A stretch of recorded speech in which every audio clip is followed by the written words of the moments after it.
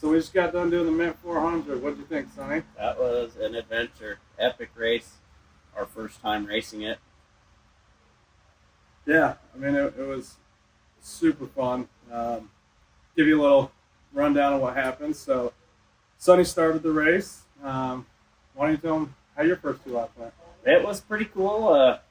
Off the line, they warned us that there was a big jump and not to send it off the first jump, so we kind of followed the car in front of us, make sure we stayed on his tail.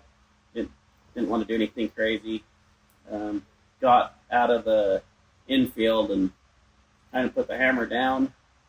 We got out on the dry lake bed and we hit, what was it, 103? 103, yeah. 103, and as luck would have it, the charge tube blew off the turbo. So we pulled over. My co-driver, Toby Harvey, jumped out, had it fixed pretty quick, threw a clamp back on it. We took off again. We got about another 30 miles into the race, I'm guessing, and same thing happened. The charge tube blew off again. Double clamped it. Got back to the pits. First lap, did we change it? Yeah, first lap, main pit. Threw a new charge tube on. The one we had was rubber, not silicone, so we put a silicone one on. No more issues with the charge tube. We got into some rain. The weather was perfect. I mean, windy, overcast. We did get into a little bit of rain. Was nice, kept the dust down, made it easy to pass.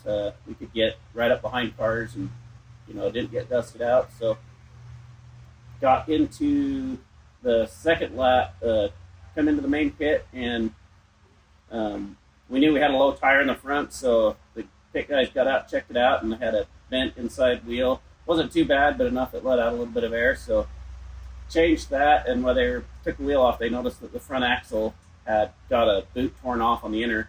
There was a couple of rocks stuck up in the frame that chewed the boot off, so we got that changed, got fueled.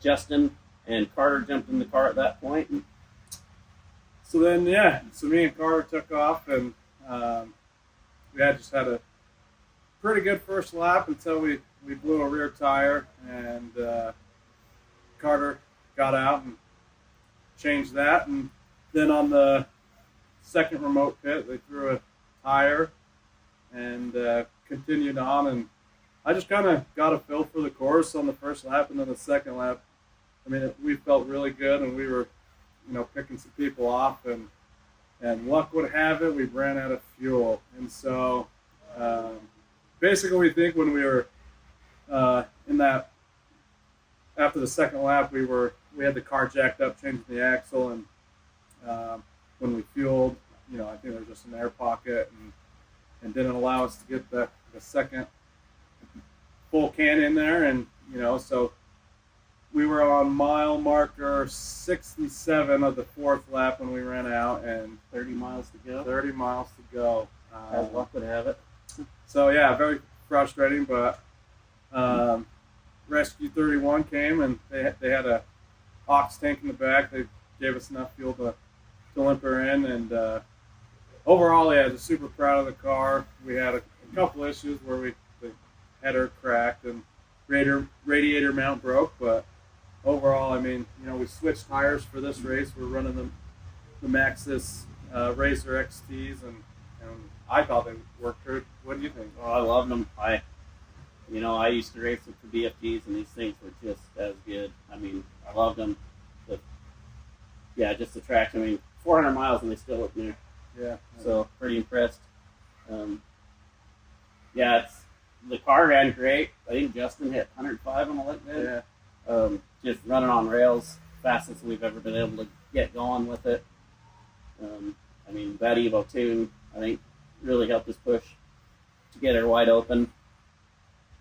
Yeah, I mean, we got, a bunch of people that kind of help us out, and, Go Lithium batteries that haven't had any issues with any of the power on the car. When we were coming in on the last lap, we didn't have our main light bar, which we haven't dug into it to see what's going on with that. But, Baja Designs for the lighting, which has been awesome.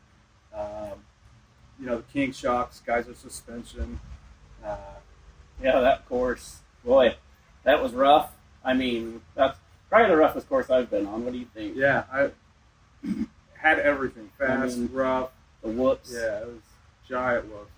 It was a blast though. Having that geyser suspension, at 78 inches wide and the king shocks, man, it was pretty amazing the stuff we could do. I mean, through that choppy stuff, we were still clipping along pretty good. I know we were doing 50 where guys were doing like 40, and yeah, I still felt pretty good.